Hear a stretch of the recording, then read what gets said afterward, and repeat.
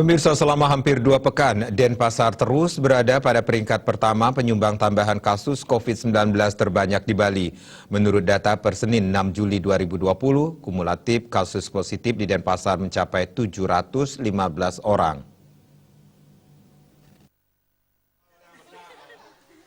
Rinciannya sebanyak 280 sembuh, 423 orang masih dirawat atau merupakan kasus aktif, dan 12 orang meninggal.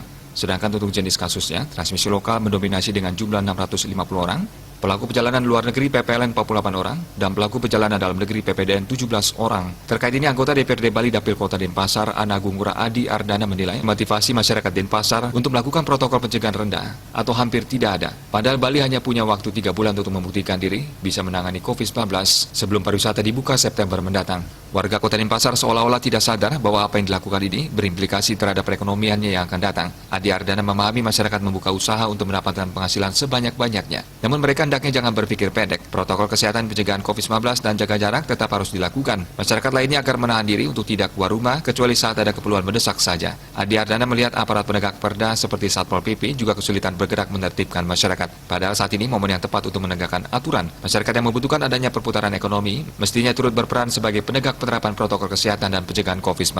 Adi Ardana menambahkan masyarakat terutama yang masih muda jangan berpikir kebal terhadap virus atau mungkin merasa bisa sembuh jika nanti terpapar.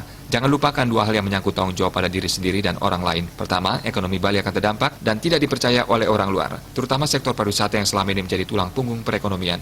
Kedua, saat terpapar atau terjangkit COVID-19, maka yang bersangkutan harus dikarantina atau dirawat di rumah sakit. Dan itu merupakan saat-saat yang dipastikan terasa kurang nyaman. Rindra Devita Bali Pos melaporkan.